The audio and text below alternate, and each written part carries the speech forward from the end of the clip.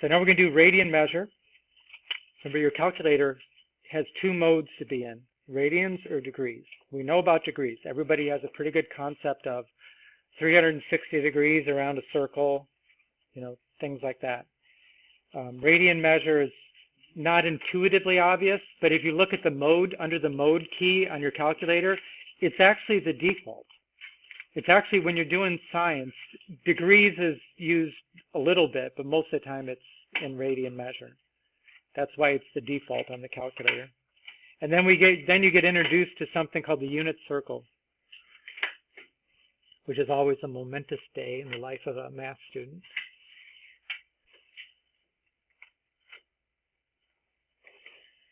So in the first lesson, we learned how to find the values of the trig functions for acute angles, because they're coming from a right triangle, right? A right triangle's got a right angle, and then it's got two other angles that have to be acute, between 0 and 90, right? Can't even equal 0 and 90, or else you wouldn't have a triangle.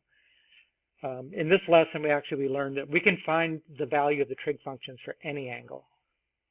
Okay? We define them in a little bit different way, consistent with this. But, first you got to kind of review a little bit about angles before we do that. Okay, and where did you learn about angles? Geometry, right? So an angle has got two sides. The sides of an angle are rays, and where the end point or starting point of the rays is the vertex, right? We measure in degrees, we measure up the opening. How much are those sides of the angle apart? Understanding that if it were, completely 100, going around a circle, that's 360. What fraction of 360 does that look like? So the first thing we're going to do is we're going to take that angle, which is not actually in the coordinate plane, and we're going to put it into the coordinate plane. So that's what's on the right. The standard position, I should have written that in there. Standard position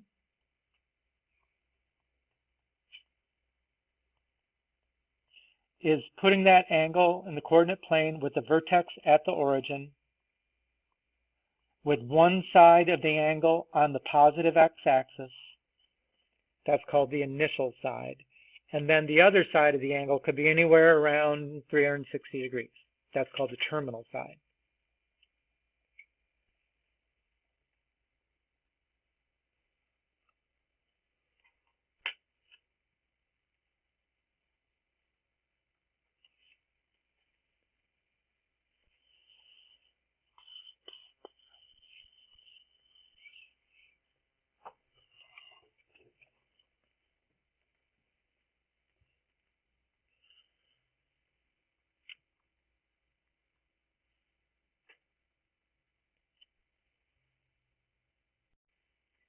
Now, if the initial side is always on the positive x-axis. If you get to the angle by going around in a counterclockwise direction, that's a positive angle. If you get to the angle by going around in a clockwise position, right, clockwise on an analog clock like the one in the corner, right? If you're just used to digital, maybe you don't understand clockwise and counterclockwise. But in a clockwise position, that means it's negative angle.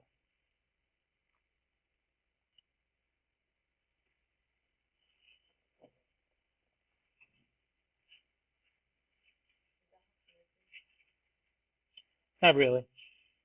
That red line, you mean? No. I mean, it's two angles, right? There's the angle on the top. There's the angle on the bottom. So we're repeating the initial side is the same for both angles.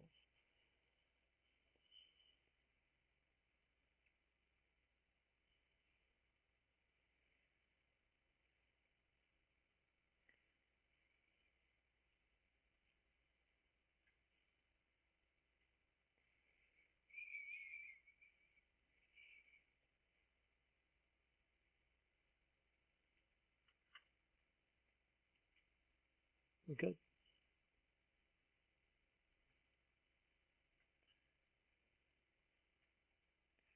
Okay. So this is where I get to play around.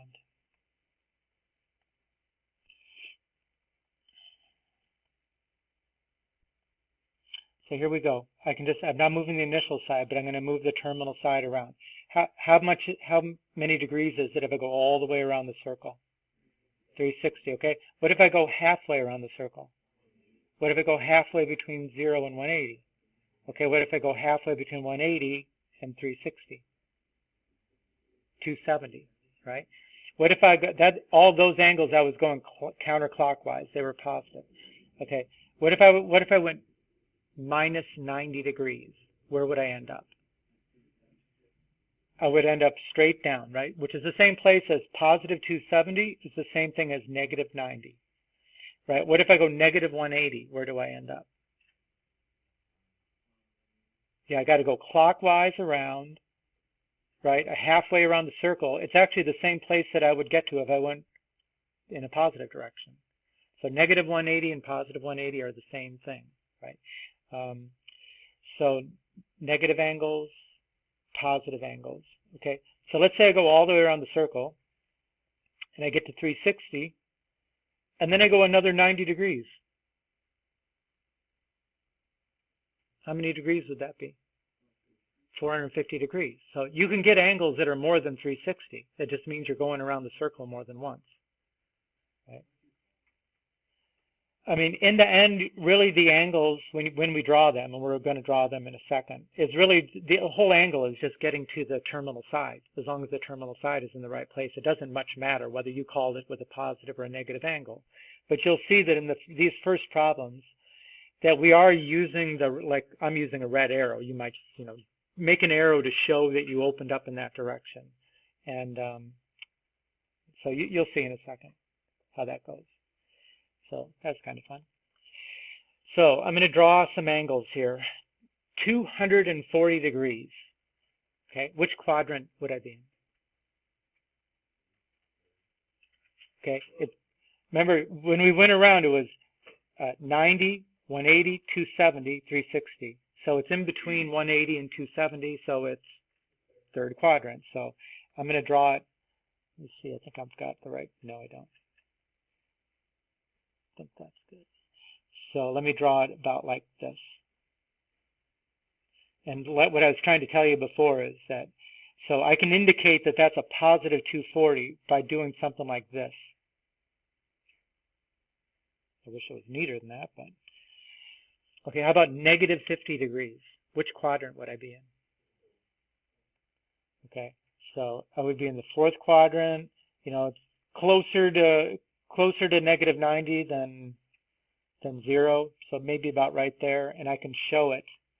I can show it again by doing this kind of thing. That tells me it's a negative angle. Now, how about 500 degrees? What does that tell you since that's bigger than 360? Yeah, this one is going all the way around and then a little bit more, right? So let's maybe do this. I think I can grab that. So I got to go around 360, and then how many more degrees do I have to go to get to 500? 140. So then it's going to be somewhere over here in between 90 and 180, a little closer to the 180, so about right there. And honestly, I did this last class thinking I'm not sure that that's the way we're supposed to do it because I don't remember doing it in the past. But I noticed in your book they've got some that look exactly the same way. They showed it like this. They showed it going around all the way and then a little bit more. I don't ever remember doing like a spiral like that. But, in the end, all we really care about is where is the terminal side. That's it. Okay. Now, something that we should notice, and I think it's my next slide. Okay, you were supposed to do this one now. Try to draw the terminal side in the right place, the right quadrant, approximately in the right place.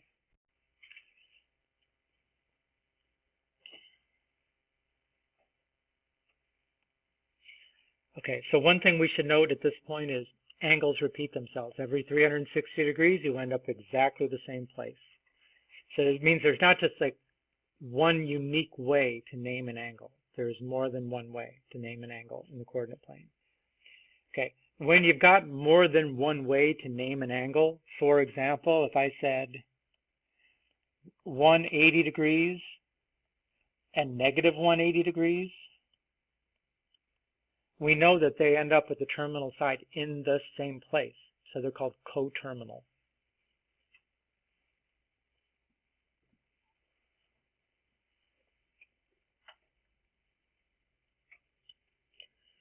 So I'm not assigning any of the problems that are like find coterminal angles. But if you have to find coterminal angles, you add or subtract 360 degrees. There you go. You got another place. You're at the same place again.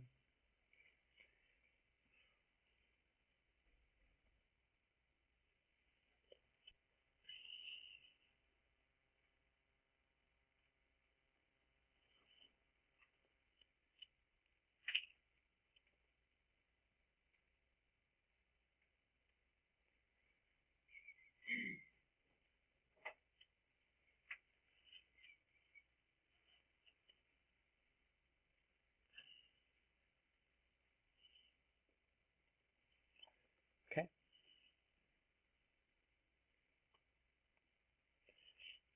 Okay, now we get to radian measure.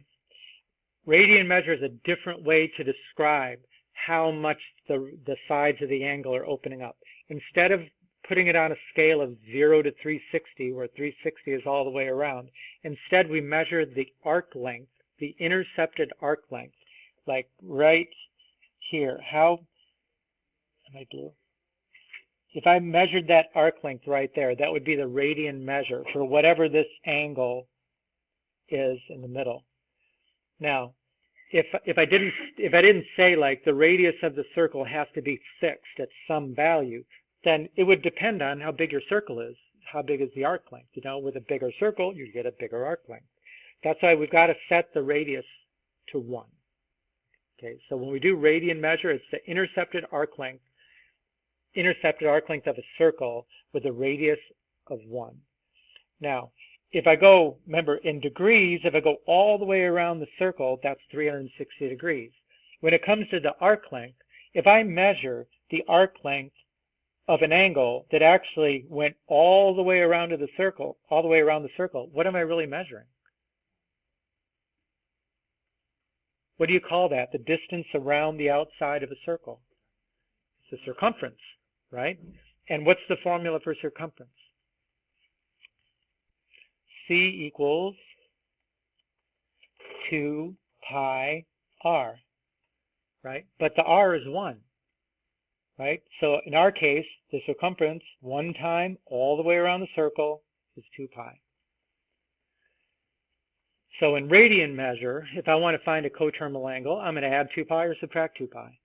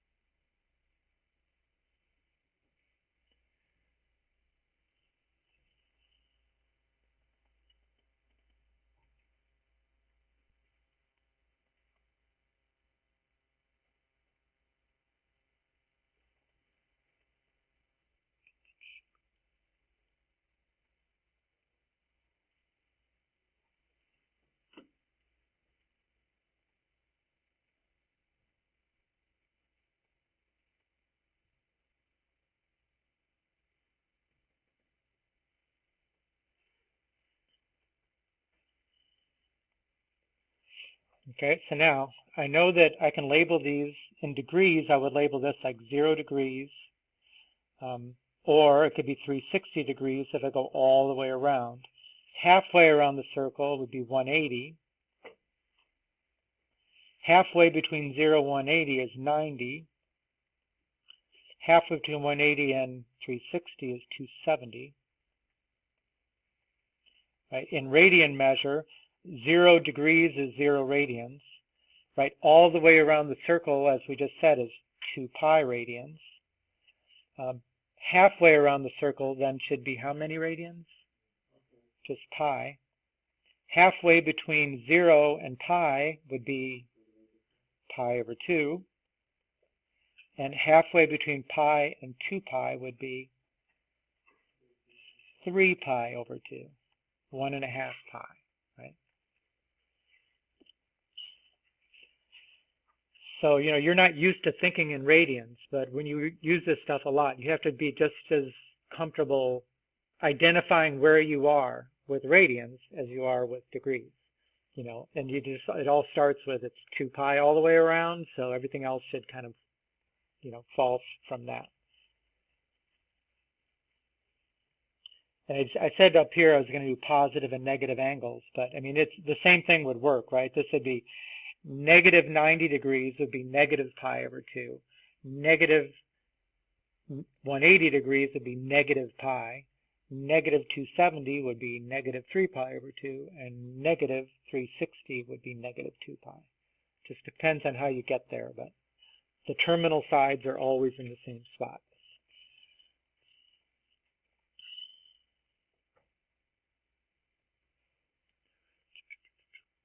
Good.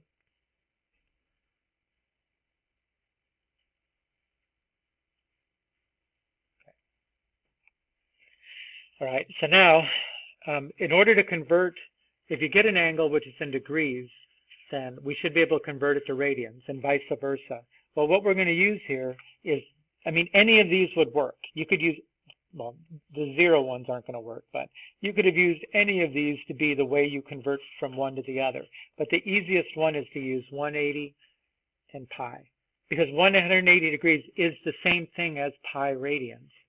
So if I want to convert units, in order to convert from degrees to radians, I should multiply by pi divided by 180, right? Because they're equal to each other. They're just expressed in different units.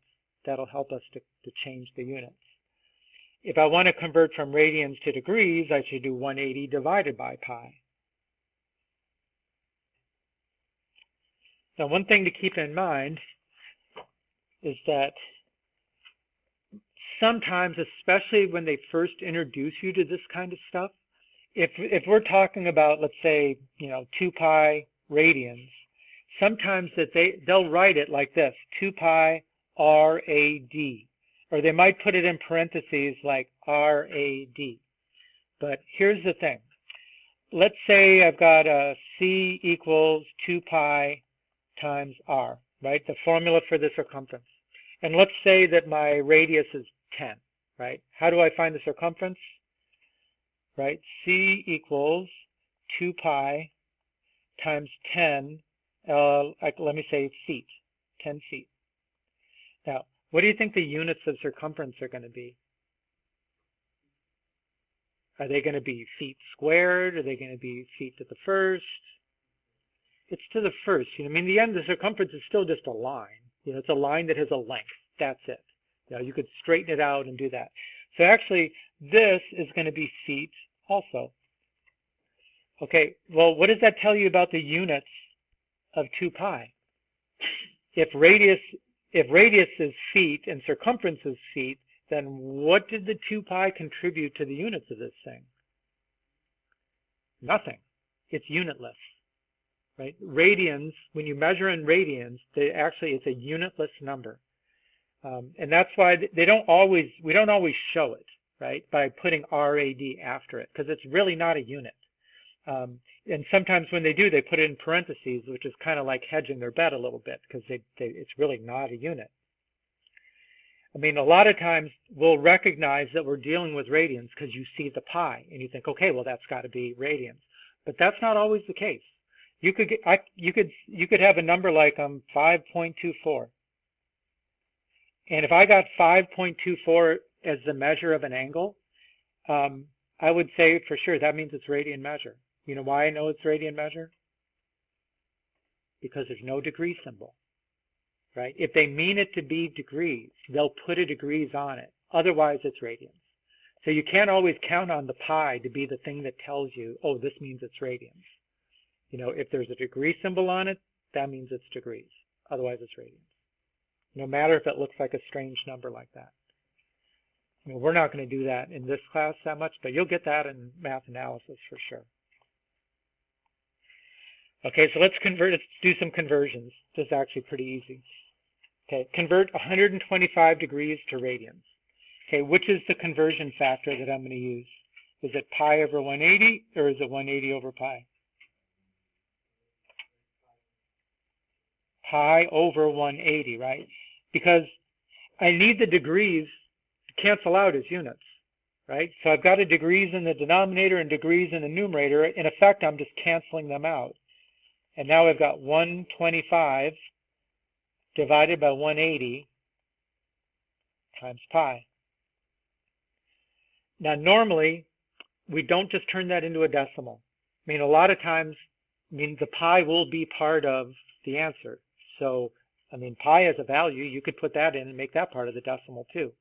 But usually what you do is you just simplify the fraction. 125 over 180, what is the simplified form of the fraction? And remember that you could just put it in your calculator, right? That's 125 divided by 180. There's the decimal, and now I go math, enter, enter. That's 25 over 36. So that's 25 pi over 36. All right, convert negative pi over 12 to degrees. What's the conversion factor? Yeah, this time I need the degrees to be in the numerator because my answer is going to be in degrees. And then the pi will be in the denominator. Okay, so the pi's are going to cancel, cancel, cancel. And now I've got negative 180 divided by 12, which is negative 15 degrees.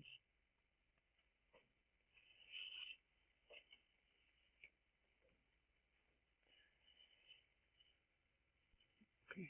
So here's your U try. Convert angles. You get for the first one. 3 pi over 4, right? That's the way it should be written. How about 5 pi over 4 in degrees is 225 degrees, right? This one you had to multiply by pi over 180. This one, 180 over pi. Right. Okay, so we are up to the unit circle. Okay, so let me pause here. The unit circle, it's called the unit circle because the unit means it has a radius of 1.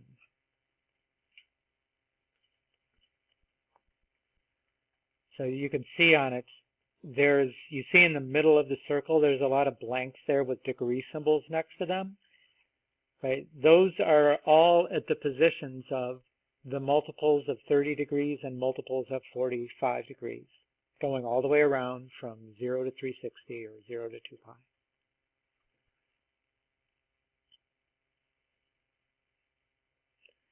Okay, then you can see where those lines that are at the angles, where they intersect with the actual circle, and then there's parentheses so that we can find the coordinates of every point going all the way around.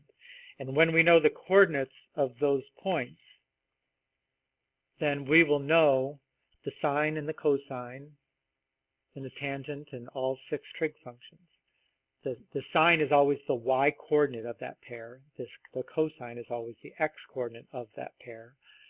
The tangent is always the y divided by the x, or the sine divided by the cosine.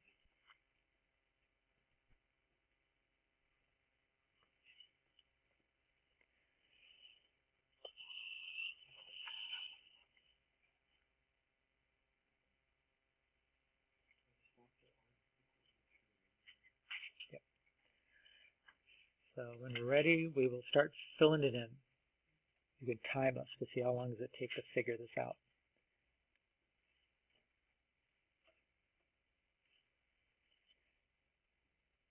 You know, we're going to use the unit circle a little, but you're going to use it a lot in math analysis. So I want to give you some exposure to it anyways. You know, normally in my classes, when I teach pre-calc or math analysis, I would give you a quiz where I just give you the blank circle and then you fill it all in. Okay, but we don't have time for that, and it might be some part of the test will be something like that. But okay, let's fill in the degree symbols, right? So starting on the positive x-axis, it is 113. There's 0 degrees. Let me erase that and use a finer line. Right, there's 0 degrees, and we know that's also 360 degrees. Okay, now I'm going to go around in multiples of 30 degrees, go all the way around the circle. Right, that first line is 30 degrees. Skip the middle line, the next is 60 degrees. Okay, straight up is 90 degrees. Okay, the next line would be 120. Where am I at? 120. I'm just adding 30 every time. 150, 180, 210, 240, 270, 300, 330, and then all the way around to 360. Okay, now we missed the middle angle in each quadrant we didn't get. Those are the multiples of 45 degrees. So like halfway between 0 and 90 degrees is 45 degrees. Right, and halfway between 90 and 180 is 135 degrees. Right, halfway between 180 and 270 is 225. And the last one is 315. Okay, so we filled in all the degree measures. Now we're going to fill in the radian measures. Okay, well let's start by doing the multiples of 30 degrees. Let's find what is the. Let's convert 30 degrees to a radian. Right, 30 degrees. What do I multiply times? Pi over 180. Right. So this is 30 divided by 180 times pi, which makes it pi over 6. So that makes this value right here, that little line which is right next to the circle, that's supposed to be like a fraction bar. So I put the pi in the top and the 6 underneath that. Okay, now the same way, I'm just going to keep multiplying times, adding another pi over 6. Like if I want to go from 30 degrees to 60 degrees, that should be 2 pi over 6. But 2 pi over 6 is pi over 3. Right, if I add another pi over 6, that's 3 pi over 6. Right, and 3 pi over 6 is pi over 2. And 4 pi over 6 is 2 pi over 3. And 5 pi over 6 is 5 pi over 6. 6 pi over 6 is pi. Right, 7 pi over 6. 8 pi over 6 is 4 pi over 3. 9 pi over 6, 3 pi over 2. I kind of already knew the axes anyways. Okay, 10 pi over 6, it would be at 300 degrees, but that's 5 pi over 3. And 11 pi over 6 will go here. And 12 pi over 6 would be 2 pi. And that was 0 is 0. So now we filled in all the angles. Okay, now we need to fill in the coordinates. Okay, well the easy ones are, let's go in the positive and negative x and y axis, right? So the coordinates of this point here should be 1, 0. Oh, that's right. So 45 degrees. I mean, in a way, we don't have to convert this one because it's halfway between 0 and pi over 2. So what should it be? Pi over 4. But if you do, you'd multiply by pi over 180 and you get pi over 4. So this is pi over 4, right? Straight up and down is 2 pi over 4, which is pi over 2. Then you get 3 pi over 4, 4 pi over 4, 5 pi over 4, 6 pi over 4, 7 pi over 4.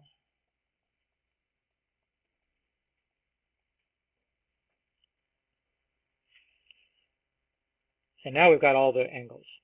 Okay. Okay, now I'm filling in the coordinates on the outside, right? So straight to the right is 1, 0. Straight up is 0, 1. Straight to the left is negative 1, 0. And straight down is 0, negative 1. Now the rest of the coordinates, when we fill them in, we did these already. Okay, we did them in the last lesson when we were doing the special right triangles. I mean, if I go here for 30 degrees, this triangle right here is a 30, 60, 90 triangle. So we know what the sine and the cosine are, and the sine and the cosine are the x and the y, right? So if you go back to our notes from last class, what was the sine of 30 degrees?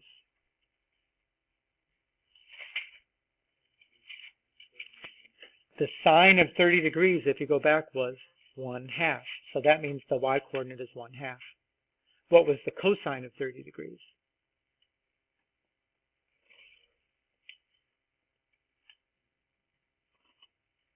Look in the notes, come on. That's why we did it. The square root of 3 over 2, right? Because that's a 30, 60, 90 triangle. You know, we kind of already know these things. We figured them out last class. What was the sine and the cosine of 45 degrees?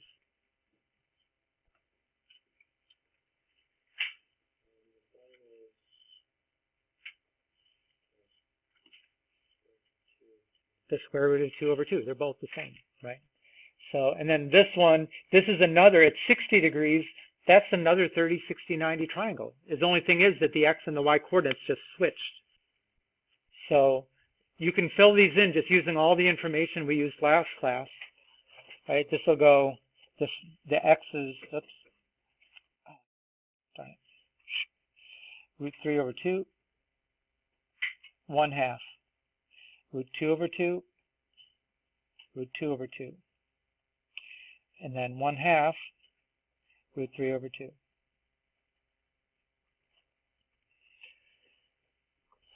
Okay, now all of the distances from the x and y axis are the same in all the other quadrants. What's the only thing that changes when you move, for example, from the first quadrant to the second quadrant? Yeah, the x coordinate now is negative. So you can take these coordinates right here, right? This you can put here, just make sure the x coordinate is negative, right? And then this goes here, this goes here. Just change the x to negative. Right? So this point right here should be negative 1/2 positive root 3 over 2. Right? Negative root 2 over 2 positive root 2 over 2. Negative root 3 over 2 positive 1/2.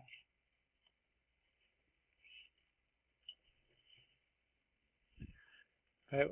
How about if I went from here down? What's going to change?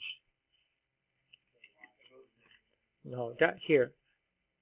The y is negative, right? So I'm going to take these points right here, like this point matches with this point. This point matches with this point, and this point matches with this point. Just change all of these to negative, because y is negative down here.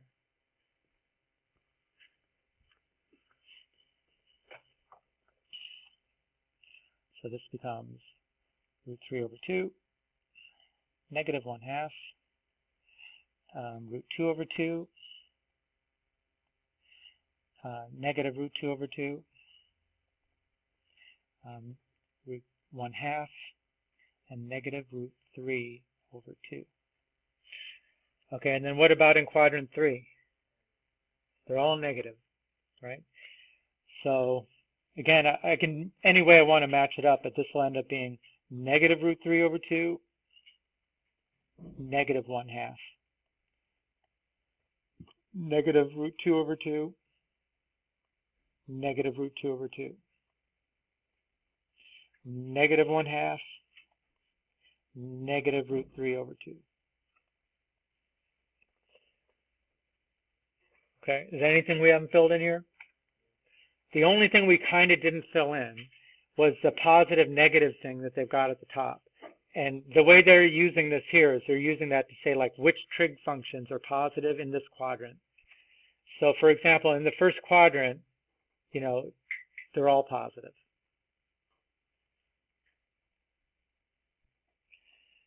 all positive.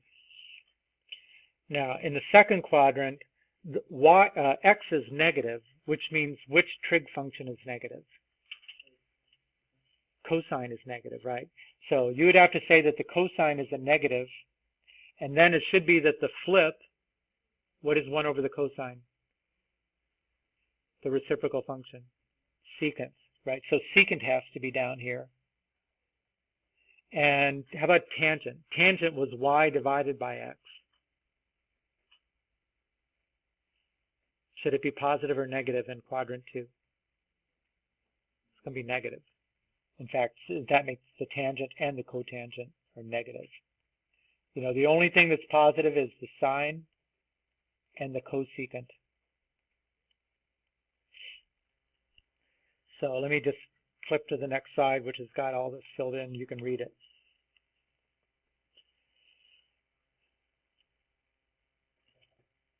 I mean, we took like 10 minutes to do that whole circle. And that was the first time through.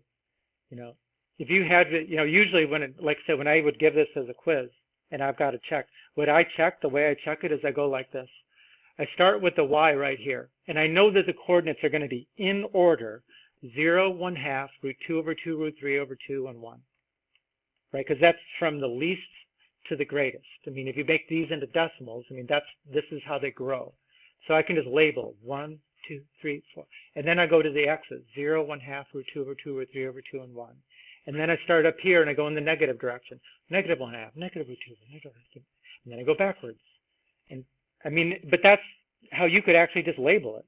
You only have like how many different possible coordinates here? 0, 1/2, root 2 over 2, root 3 over 2, and 1. It's all just some combination of those with some minuses thrown in. You know, there's not that much to remember.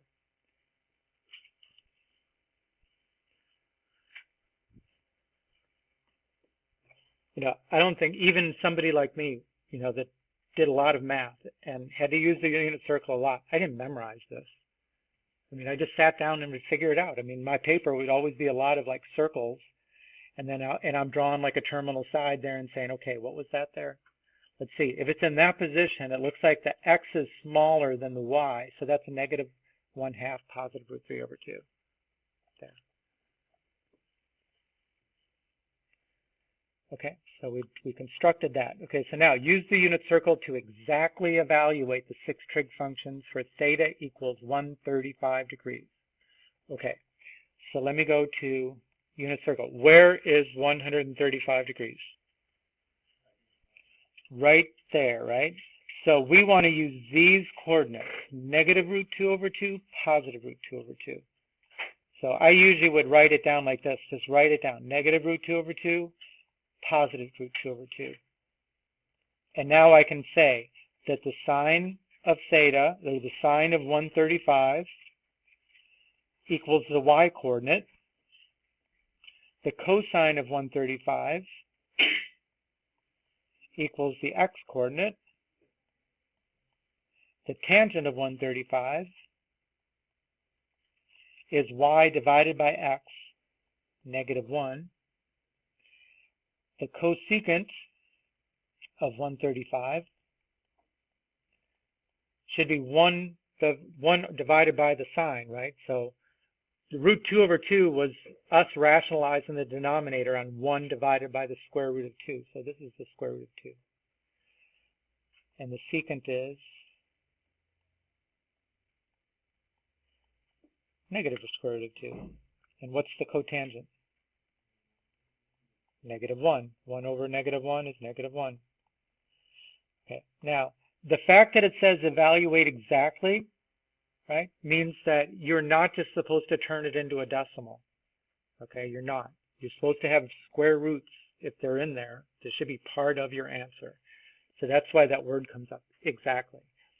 Now, the truth is, you know, you could, if you just know what the decimal values of these things are. For example, I know that the only options that I've got here are 0, 1/2, the square root of 2 over 2, the square root of 3 over 2, and 1. So those are the two, the square root of 2 over 2 and the square root of 3 over 2.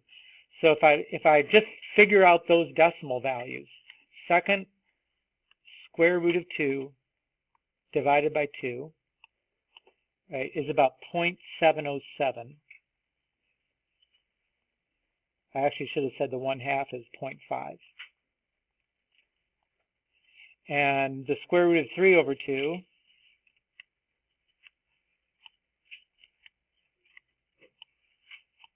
is 0.866, right? So let's say I wanted to find the sine of 135, and I just put it in my calculator like that. Sine of 135. And I get the 0.707. That's the square root of 2 over 2. So I let the calculator do the work, but I'll put my answer as square root of 2 over 2.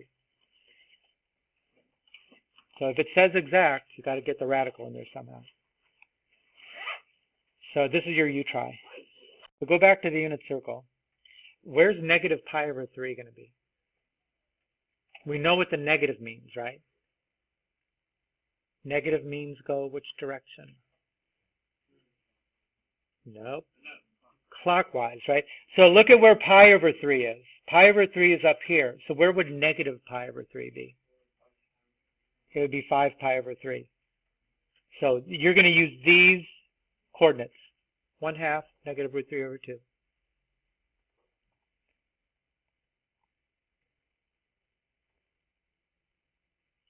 So what was the sign? Negative root 3 over 2. The sign is the y coordinate, right? What is the cosine? The x coordinate, 1/2, right? What is the tangent? It's y over x, so it's negative the square root of 3, right? If you divide the negative root 3 over 2 by 1/2, the divide by 2's cancel, and all you're left with is negative root 3. Okay, now the flips are 2 over negative square root of 3 is negative 2 root 3 over 3. The flip of 1/2 is 2, and the flip of negative root 3, negative root 3 over 3.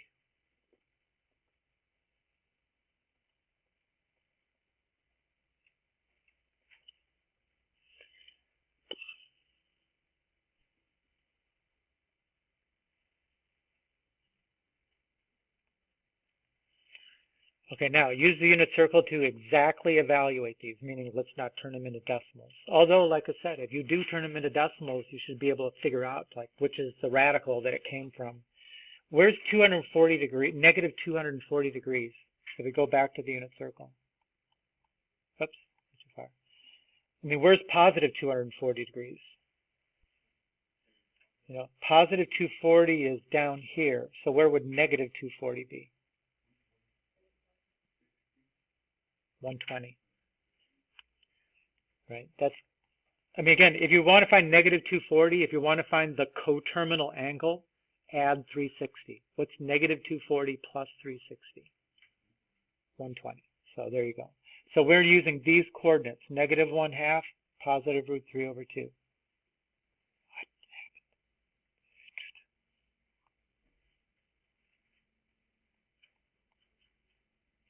Right, so for this problem here, we're using negative 1/2, positive root 3 over 2.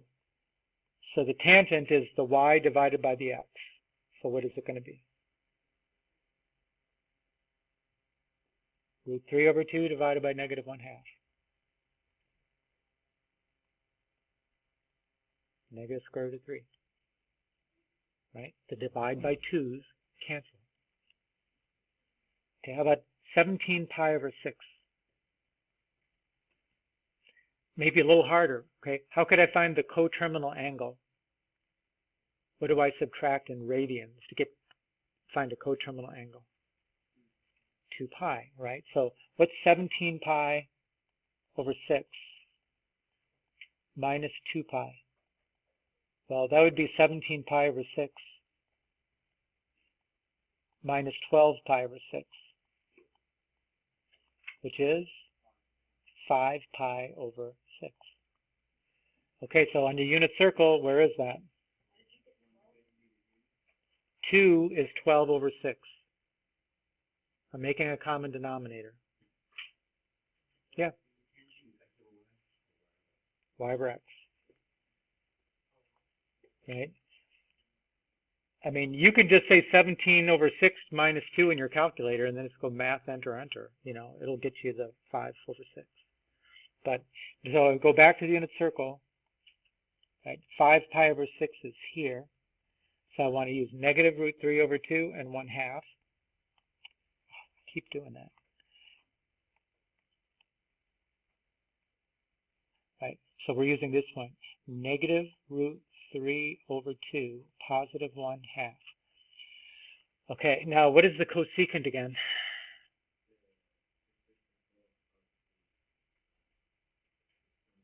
Of the sine, right? It's 1 over the sine. So what is the sine?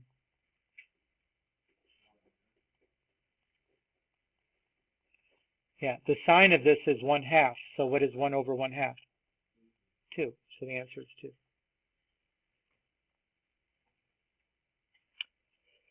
Okay, so you get your last, you try, and then try to find the cosine of negative 210.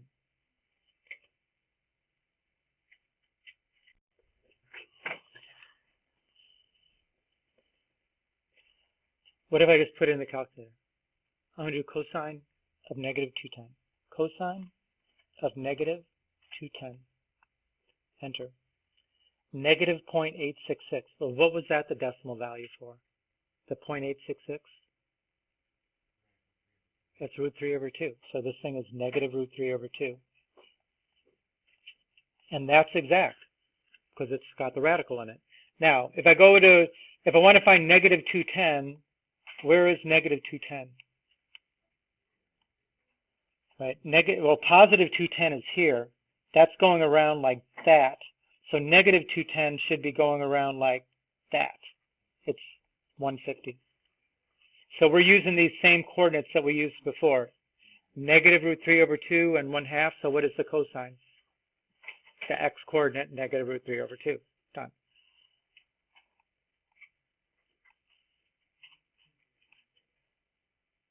So check. That's it. And that's the homework.